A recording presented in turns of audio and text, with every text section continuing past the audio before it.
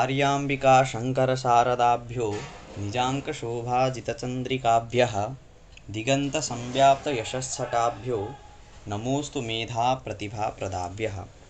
श्री गुरुभ्यो नमः। आज से हम लोग अन्नम भट्ट द्वारा विरचित तर्क संग्रह और स्वयं मूलकार अर्थात तर्क संग्रहकार का ही टीका जो दीपिका टीका है, दीपिका टीका के साथ हम लोग तर्क संग्रह का अध्ययन कर रहे हैं। सब लोग जानते ही है काणादम पाणिनीयंच सर्वशास्त्रोपकारकम। ये जो काणाद मतलब यहाँ उपलक्षण है गौतम मत और कणाद ऋषि का मत, दोनों को संग्राह्य है यहाँ। और बाद में जो मिले हुए न्याय शास्त्र और वैशेषिक शास्त्र को मिलाकर जो न्याय वैशेषिक शास्त्र है, ये सभी शास्त्रों के लिए उपकारक है। और फिर इसके लिए क्या उपकारक है, ये न्याय वैशेषिक शास्त्र के लिए क्या उपकारक है, तो इसका प्राथमिक ग्रंथ उसके लिए उपकारक है ये तर्क संग्रह। और तर्क संग्रह ये बालानाम सुखबोधाय है। तो बालानाम सुखबोधाय होगा तो बालक के लिए कोई अधिक आयतन वाला अथवा बहुत बड़ा ग्रंथ कोई लिखेगा नहीं, बहुत छोटा ग्रंथ ही लिखेगा। तो छोटा, जब शब्द को हम कम करने जाते हैं, जब समराइज करते हैं उस शब्द को, तो बहुत सारे भाव छूट जाते हैं। और वो भाव कौन बताते हैं? टीकाकार बताते हैं, उसके व्याख्याकार बताते हैं। तो तर्क संग्रह की बहुत सारे टीकाएँ हैं, पदकृत्य है, न्यायवदिनी है, और उसमें से अन्यतम दीपिका ही क्यों हम पढ़ने जा रहे हैं, इसके लिए हम बोल रहे हैं कि जो मूलकार है अन्नम भट्ट, उन्होंने अपने ऊपर जो टीका लिखे, अपने जो मूल के ऊपर जो टीका लिखे है, दीपिका टीका, मूलकार का जो तात्पर्य है वो मूलकार का तात्पर्य अन्य लोग, अन्य टीकाकार समझ के लगाएंगे, लेकिन मूलकार स्वयं यदि उसके ऊपर टीका लिखेंगे तो उससे और कहीं दुविधा रहेगा नहीं। इसलिए मूल को यदि स्पष्ट तर्क संग्रह को उसी रूप से जानना हो, तर्क संग्रह के रूप में जानना हो, तो दीपिका के बिना वो संभव नहीं है। इसीलिए दीपिका टीका के साथ हम लोग अध्ययन करने जा रहे हैं। और आज हम लोग मंगल पद्य, ये तर्क संग्रह का मंगलाचरण और दीपिका टीका का मंगलाचरण का अध्ययन करेंगे। और उसके बाद अनुबंध चतुष्टय का निरूपण, अनुबंध चतुष्टय का निरूपण करने के बाद मंगलाचरण कितने प्रकार के होते हैं वो सामान्यतः जो हमको ज्ञात है उसको संक्षिप्त रूप से हम उसको बताएंगे। तो सबसे पहले यहाँ है, आप लोग को दिखाई दे रहा है, निधाय हृदि विश्वेशम विधाय गुरुवंदनम बालानां सुखबोधाय क्रियते तर्क संग्रह। सबसे पहले हम लोग अन्वय करेंगे। अन्वय करते समय हम क्रियापद को पकड़ेंगे। सबसे पहले एक क्रम है, क्रियापद को सबसे पहले हम पकड़ेंगे। तो यहाँ देखेंगे तो यहाँ क्रियते एक मुख्य क्रियापद है, तो क्रियते आएगा तो हम लोग स्वतः जानेंगे मया क्रियते। तो मया क्रियते, मया मतलब अन्नम भट्टेन क्रियते, तो किं क्रियते, प्रश्न हो सकता है क्रियते मतलब किं क्रियते, तो तर्क संग्रह क्रियते एक हो गया।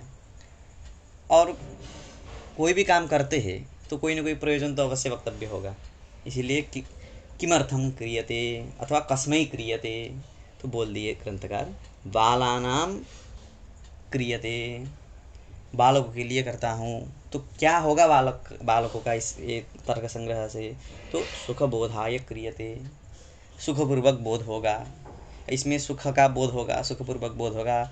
बाद में चर्चा करेंगे दीपिका टीका के अनुरूप। अभी हम ये अर्थ लेंगे कि सुखपूर्वक बोध होगा। इसीलिए किं क्रियते तर्क संग्रह क्रियते, तो कस्मै क्रियते बालानां क्रियते, फिर उसका प्रयोजन क्या है बालकों का, तो सुखबोधाय क्रियते। और किं कृत्वा क्रियते, क्या करते हुए तर्क संग्रह कर रहे हो, तो विश्वेशम हृदि निधाय क्रियते और गुरुवंदनम विधाय क्रियते। तो अब खंडान्वय यदि करना हो तो किं क्रियते तर्क संग्रह क्रियते, तो कस्मै क्रियते बालानां क्रियते, किमर्थं क्रियते सुखबोधाय क्रियते, और किं कृत्वा क्रियते, तो विश्वेशम हृदि निधाय क्रियते और गुरुवंदनम विधाय क्रियते। ये हो गया खंडान्वय। अब खंडान्वय हो गया तो दंडान्वय सरल से जान सकते हैं। दंडान्वय यदि करना हो तो विश्वेशम हृदि निधाय गुरुवंदनम च विधाय बालानां सुखबोधाय तर्क संग्रह क्रियते, ये दंडान्वय हो गया। अब इसके बाद इसका सरल अर्थ हम जान लेते हैं। ये जो आपको दिख रहा है, एक निधाय है, एक विधाय है, तो दोनों केवल उपसर्ग का भेद है यहाँ, और उपसर्ग के भेद से अर्थ में भी भेद होता है, ये सब जानते ही है। यहाँ क्या होगा निधाय विधाय का, तो एक प्रसिद्ध जो अनुवाद पढ़ाते समय में जो हम लोग पढ़ते हैं उस लोग भी हम यहाँ बता रहे हैं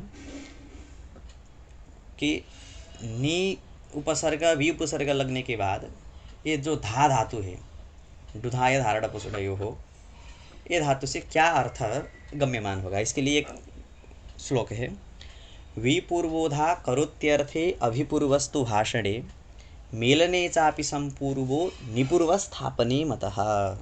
यहाँ 4 उपसर्ग बता दिया, वि उपसर्ग, अभि उपसर्ग, सम उपसर्ग और नि उपसर्ग। तो विपूर्वोधा ये जो विधाय है, ये विधाय मतलब क्या, तो विपूर्वोधा करोत्यर्थे, यदि विपूर्वक धा धातु से निष्पन्न कोई रूप हो, जैसे कि विदधाति बोलते हैं हम लोग, कार्यम विदधाति मतलब विपूर्वोधा करोति इत्यर्थः। तो विदधाति मतलब करोति, अब विधाय यहाँ लेप हुआ है तो क्या होगा, अब कृत्वा होगा, विधाय मतलब कृत्वा। इसी प्रकार से अभिपूर्वस्तु भाषणे अभिदधाति बोलते हैं हम लोग, मधुरम अभिदधाति मतलब बहुत मीठा बोलता है। तो अभिपूर्वस्तु भाषणे मेलने चापि संपूर्वः संदधाति अर्थात मेलनम, और निपूर्वस्थापने मतः, निपूर्वक धा धातु से निष्पन्न यदि हो और वो लेवंत हो तो उसका होगा, जैसे कि निपूर्वोधा निपूर्वस्थापने मतः तो लेप होगा तो निधाय ऐसे बनेगा। तो यहाँ जो निधाय बनेगा उसका क्या होगा, निपूर्वस्थापने मतः स्थापनम इत्यर्थः। तो यहाँ का जो निधाय है वो निधाय से हम समझ लेंगे स्थापनम कृत्वा स्थापयित्वा। तो कुत्र, तो यहाँ सप्तम्यंत है हृदि, कम तब विश्वेशम, अब हो गया विश्वेशम हृदि निधाय।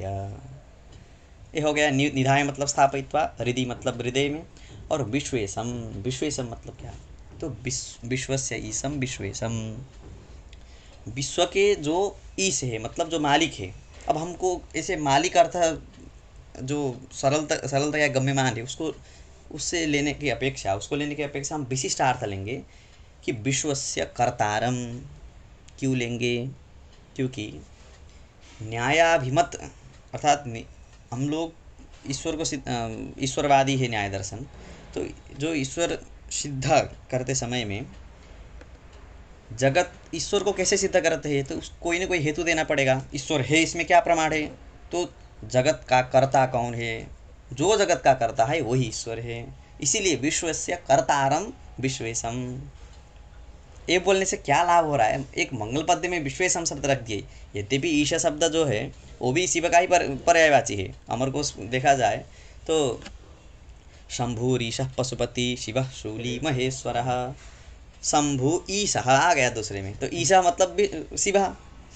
तो यहाँ विश्वेशम करके फिर अधिक क्या किस लिए लिख रहे हैं, तो यही अर्थ है कि विश्व से नियंतारम, विश्व के जो नियंता अर्थात विश्व के जो कर्ता, इसलिए विश्व कर्तृत्व ही ना मंगल पद्य से हम ईश्वर को भी सिद्ध कर रहे हैं। एक यहाँ एक लाभ हो गया,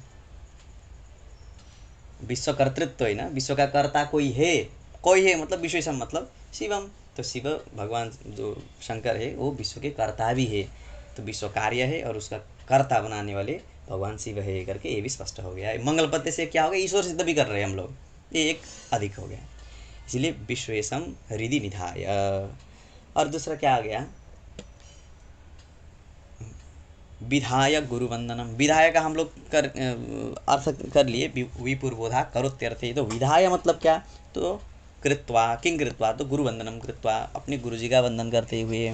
अब देखिए गुरु मतलब बहुत सारे हो सकते हैं, है ना, कोई सन्यासी हो तो सन्यास गुरु, कोई दीक्षित हो दीक्षा गुरु, विद्या गुरु, अनेक अनेक गुरु हो सकते हैं। तो यहाँ कौन से गुरु जी को वो वंदना कर रहे हैं यदि जानना हो तो अन्य टीकाकारों को मुश्किल है जानने के लिए कि वो कौन से गुरु को नमस्कार कर रहे हैं, लेकिन ये स्वयं लिख देंगे दीपिका में कि विद्या गुरुम गिराम गुरुम। जब वो स्वयं लिख देंगे तब कोई संदेह ही नहीं रहेगा। इसीलिए ये जो अपना ही वो टीका है ग्रंथकार का, ये टीका पढ़ने से कोई भी ऐसा एक अंश नहीं बचेगा जो अस्पष्ट हो। इसलिए दीपिका के सहित हम लोग पढ़ेंगे। तो विधाय गुरु वंदनम मतलब गुरु वंदनम, तो कौन से गुरु, तो बाद में कहेंगे विद्या के गुरु को भी वो प्रणाम करते हैं, नमस्कार करते हैं। और बालानाम सुखबोधाय क्रियते तर्क संग्रह। और बालानाम मतलब बालकों के लिए। ये बालक मतलब ये उम्र से होने वाला जो कालकृत बालक, ऐसा बालक यहाँ विवक्षित नहीं है। जो तर्क संग्रह का अध्येता हो, जिसको तर्क संग्रह का ज्ञान करना हो अथवा न्याय शास्त्र का ज्ञान करना हो, वही यहाँ का बालक है, वही अधिकारी है। तो बालानाम बाद में आएगा, बालक का लक्षण स्वयं कहेंगे, लेकिन अभी सामान्यतः इतना समझने से स्पष्ट हो जाएगा। तो बालानाम सुखबोधाय, तो सुखबोधाय में हम लोग पूर्व में चर्चा किए है, सुखपूर्वक बोध हो इसलिए तर्क संग्रह क्रियते, तो तर्क संग्रह हम करने जा रहे हैं। ये हो गया तर्क संग्रह का मंगल पद्य। अब इसका अर्थ क्या है, इसको क्या क्या समझना चाहिए, क्या क्या वैशिष्ट है, ये जानने के लिए अब हम लोग जाएंगे इसी की व्याख्या में। तो फिर इसको मंगल पद्य का व्याख्या करके फिर हम आएंगे दीपिका में। तो यहाँ देखिए, एक दीपिका का एक मंगल पद्य भी कर लेते हैं। आ गया तर्क संग्रह दीपिका। विश्वेश्वरम सांबमूर्तिम प्रणिपत्य गिराम गुरुम टीकाम शिशुहिताम कुरुवे तर्क संग्रह दीपिकाम। ये दीपिका का मंगलाचरण श्लोक है। इसमें आ गया विश्वेश्वरम, यहाँ भी वही विश्वेश्वरम ऊपर था, यहाँ विश्वेश्वरम। कैसे विश्वेश्वरम, तो सांबमूर्तिम। देखिए यहाँ थोड़ा विशेषण लगा दिए। सांबमूर्ति मतलब क्या है, सांबमूर्ति मतलब अम्बया सहिता सांबा। ये मूर्ति स्त्रीलिंगी होने के कारण हम अम्बया सहिता सांबा ही कर रहे हैं। तो अम्बया सहिता सांबा अर्थात सांबा मूर्ति ही, सांबा मूर्ति ही यस्य सह सांबमूर्ति ही तम सांबमूर्तिम विश्वेश्वरम। मतलब पार्वती से सहित विराजमान जो भगवान शंकर है उनको प्रणाम कर रहे हैं। ठीक है, तो सांब विश्वेश्वरम मतलब सांबमूर्तिम विश्वेश्वरम प्रणिपत्य नमस्कारम कृत्वा। और गिराम गुरुम, यहाँ कई पाठ गिरम गुरुम भी मिलता है, कहीं गिराम गुरुम मिलता है, अधिकतर गिराम गुरुम मिलता है।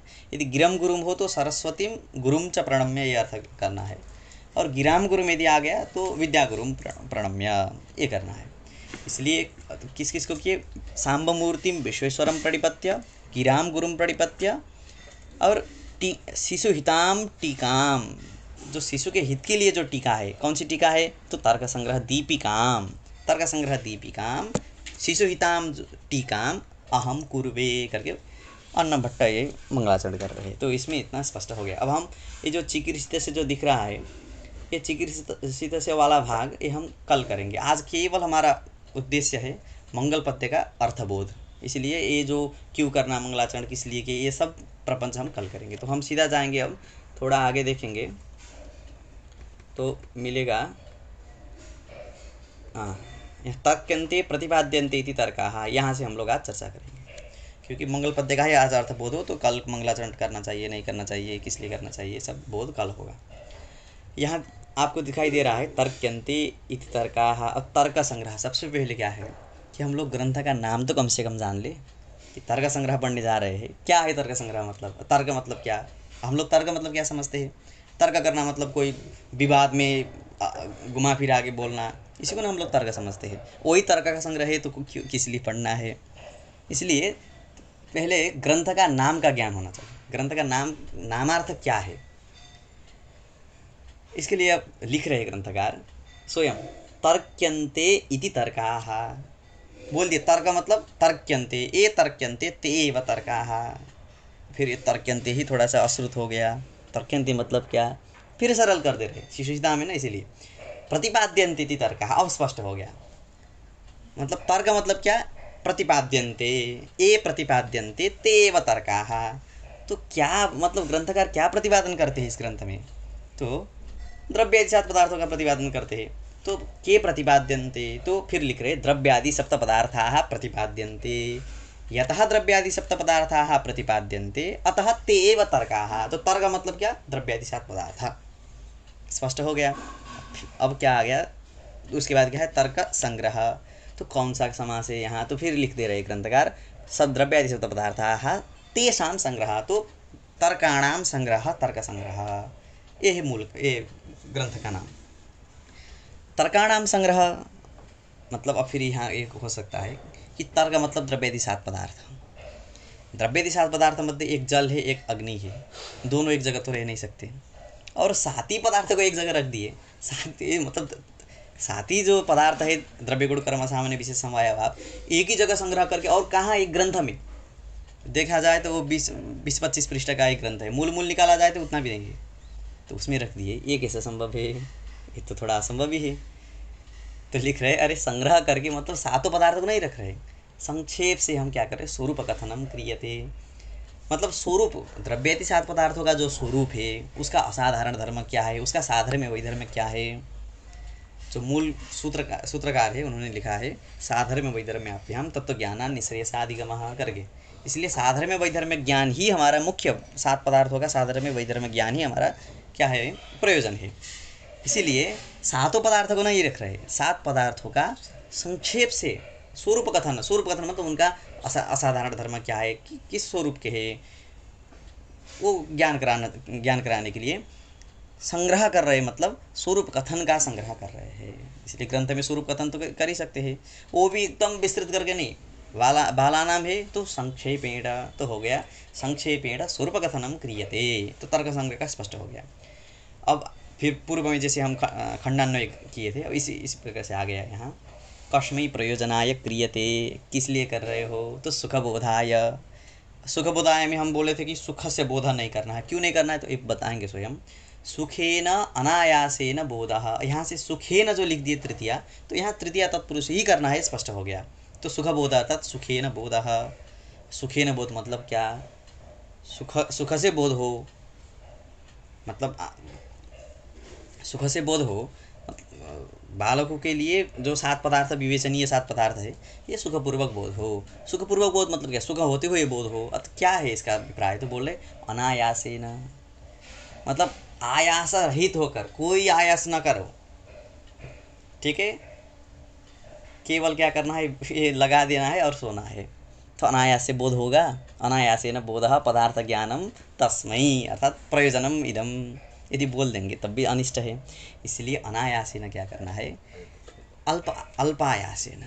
अनुदरी में जैसे कि पेटी नहीं है, इसी कन्या अनुदरी कन्या नहीं बोलते हम लोग। अनुदरी कन्या मतलब थोड़ा सा क्या है, अल्पता है उसके, मतलब आयतन में, उदर के आयतन में अल्पता है। इसी प्रकार से यहाँ भी आयस तो करना है लेकिन अधिक नहीं करना है, यही है सुखा।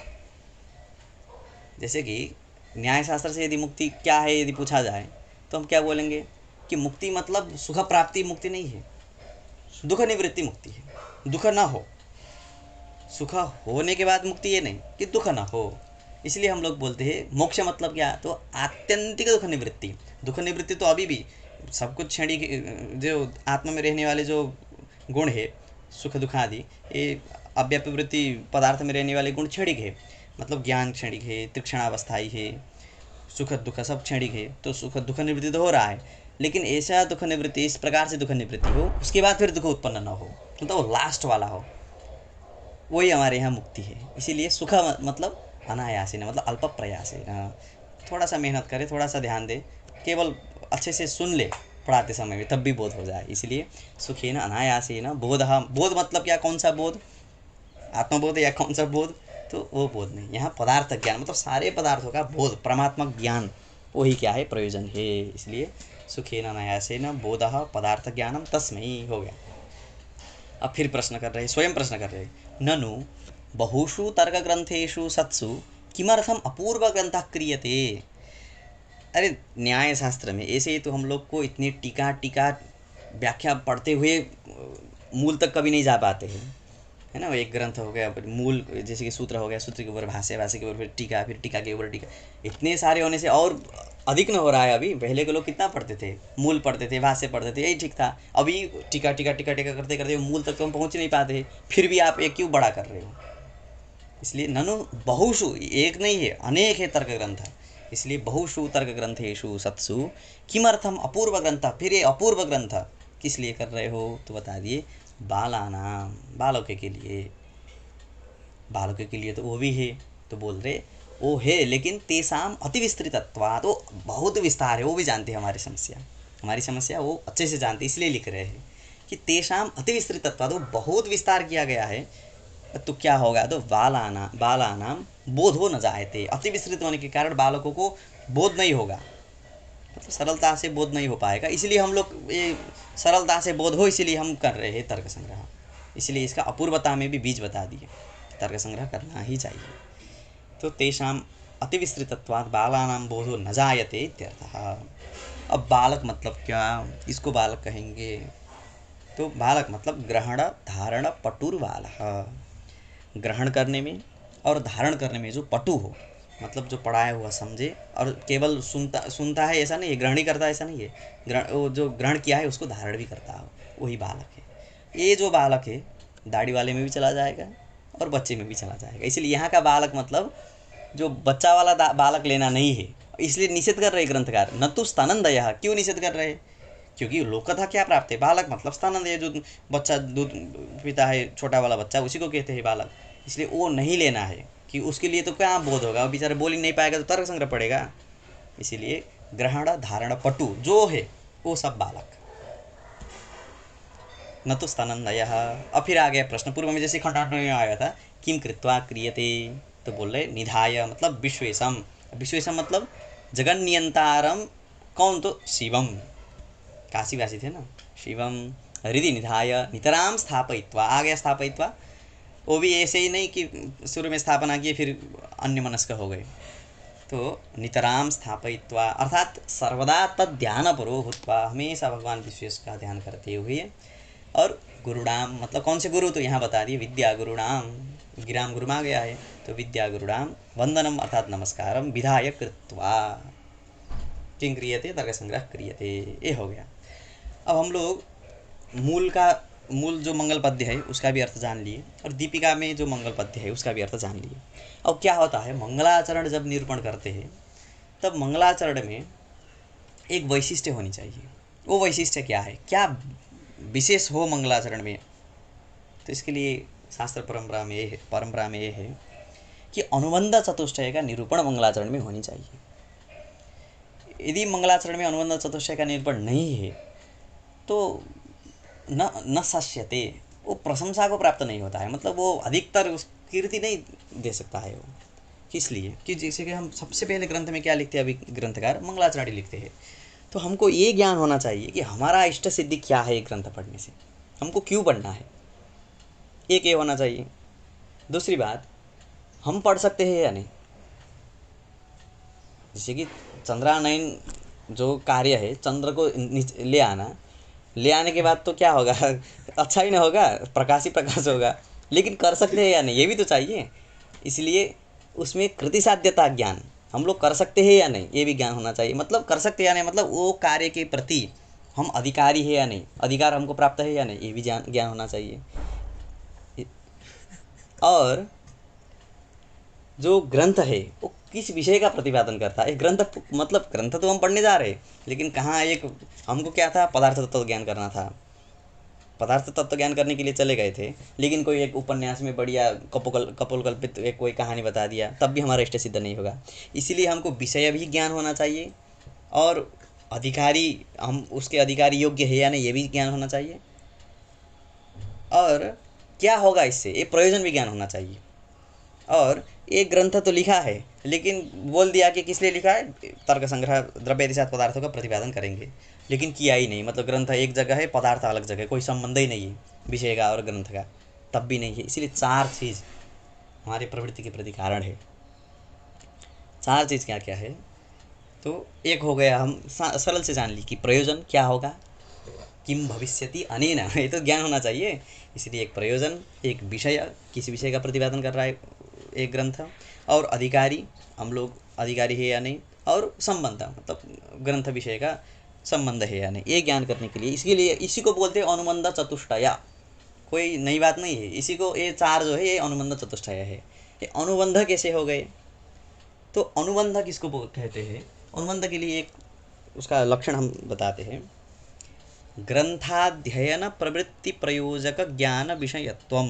इसको कोई मतलब ये लंबा चौड़ा सुनने में लग रहा है लेकिन कुछ है नहीं इसमें। ग्रंथाध्ययन प्रवृत्ति प्रयोजक ज्ञान विषयत्वम, ये जो विषय जो है ज्ञान विषयत्वम अनुबंधत्वम। अब देखिए सबसे पहले क्या आ गया, ग्रंथाध्ययन प्रवृत्ति, मतलब ग्रंथ के अध्ययन में जो प्रवृत्ति, आप लोग सब प्रवृत्त हो रहे हो, हम लोग प्रवृत्त हो रहे हैं, मतलब हमारे ग्रंथ में प्रवृत्ति हो गई। तो ग्रंथाध्ययन में जो प्रवृत्ति, वो प्रवृत्ति कैसे हो गई, उसके प्रति प्रयोजक कौन है, कारण कौन है, तो उसके प्रति ज्ञान, यही ज्ञान कारण है। क्योंकि हमको पता चल गया कि ये पढ़ने से पदार्थ तत्व ज्ञान हो जाता है, तो ये जो प्रयोजन है, प्रयोजन का ज्ञान हमको हो गया। तो ग्रंथाध्ययन के प्रति ग्रंथाध्ययन के प्रति जो प्रवृत्ति है, वो प्रवृत्ति का प्रयोजक हो गया कौन, तो ये प्रयोजन का ज्ञान। हमको प्रयोजन पता चल गया कि पदार्थ तत्व ज्ञान होगा इससे करके, एक प्रवृत्ति का ज्ञान, प्रयोजन का ज्ञान क्या हो गया, प्रयोजक हो गया। किसके प्रति, ग्रंथाध्ययन में जो प्रवृत्ति है वो प्रवृत्ति के प्रति प्रयोजक हो गया ग्रंथ, ये जो प्रयोजन का ज्ञान, मतलब ये प्रयोजन का ज्ञान, विषय का ज्ञान, अधिकारी का ज्ञान, एक विषय का ज्ञान, प्रयोजन का ज्ञान, अधिकारी का ज्ञान, संबंध का ज्ञान जब प्रयोजक हो गया, तो एक ज्ञान का विषय कौन हो गए, यही चार हो गए। तो ग्रंथाध्ययन के प्रति जो प्रवृत्ति, वो प्रवृत्ति का जो प्रयोजक कौन सा, क्या है प्रयोजक, तो सभी चार, ये जो विषय का ज्ञान, अनुबंध चतुष्टय का ज्ञान, तो तद विषयत्व अनुबंध चतुष्टय हो गया स्पष्ट। तो ग्रंथाध्ययन प्रवृत्ति प्रयोजक ज्ञान, जो अनुबंध चतुष्टय का ज्ञान, तद विषयत्व अनुबंध चतुष्टय का ज्ञान बोल रहे, तो तद विषयत्व अनुबंध चतुष्टय स्वतः आ गया। इसीलिए यही जो ग्रंथाध्ययन के प्रति जो प्रवृत्ति है, वो प्रवृत्ति का प्रयोजक जो ज्ञान है, वो ज्ञान का जो विषय है, उसी को हम अनुबंध चतुष्टय कहेंगे। वो अनुबंध चतुष्टय भी इसमें है या नहीं, वो देखते हैं एक बार। वो देखना हो तो मंगल पद्य में हम जाते हैं। मंगल पद्य क्या है, यहाँ निधाय विश्वेशम विधाय गुरुवंदनम बालानाम सुखबोधाय क्रियते तर्क संग्रह। यहाँ ये चार चीज़ है या नहीं देखना है। सबसे पहले क्या है, हम श्लोक नहीं बोले, संबंधश्चाधिकारी च विषयश्च प्रयोजनं च प्रयोजनं बिनानुबंधं ग्रंथादौ मंगलम नैव शस्यते। ये श्लोक है। बिनानुबंधं ग्रंथादौ मंगलम नैव शस्यते, ग्रंथादौ यत् मंगलम अस्ति तत् बिनानुबंधम नैव शस्यते। अनुबंध के बिना वो प्रशंसा को प्राप्त नहीं होता है, मतलब अनुबंध चतुष्टय निरूपण करना ही चाहिए, ये अभिप्राय है। तो यहाँ क्या है, तो विषय क्या है हो सकता है, तो हम लोग जान लिए तर्क्यन्ते इति तर्कः, मतलब जो त्रव्य सात पदार्थ वही ना विषय है, तो विषय का निरूपण हो गया। अब प्रयोजन बता दिए, अब प्रयोजन में हम अंतिम में आएंगे। दूसरा अधिकारी, अधिकारी के लिए क्या बता दिए, बालानाम, किसके लिए बोध होगा, तो बालकों के लिए। बालक की कौन, ग्रहण धारण पटुः, ये बालक मतलब अधिकारी। तो इस ग्रहण धारण करने में पटुः यदि कोई सोचेगा, वो पढ़ लेगा, अधिकारी है, वही उसको अधिकार है। और आ गया संबंध, संबंध क्या है, तो विषय और ग्रंथ का प्रतिपाद्य प्रतिपादक भाव संबंध। कैसे, तो जो विषय है द्रव्यादि सात पदार्थ, वो ये ग्रंथ से प्रतिपाद्य है, और सात पदार्थों का प्रतिपादन करता है ये ग्रंथ, तो हो गया प्रतिपाद्य प्रतिपादक भाव संबंध ग्रंथ और विषय के बीच में। और प्रयोजन क्या है, तो प्रयोजन के विषय में जैसे कि यहाँ आया है सुखबोधाय, तो एक सुखेन बोधः नहीं करेंगे, सुख से बोधः कर देंगे तो प्रयोजन भी बन जाएगा। फिर ग्रंथकार ने तो सुखेन बोधः कर दिए, सुखेन अनायास ने लिख दिए, तो थोड़ा क्लेश हो रहा है ना, तो इसको सुख से बोधः क्यों ना करें। तो इसके लिए हम बोल रहे हैं, पूर्व में भी हम बता दिए कि जो वैशेषिकी मुक्ति है, जो न्याय दर्शन से अभिमत जो मुक्ति है, वो सुख स्वरूप नहीं है, वो है दुखा भाव रूप।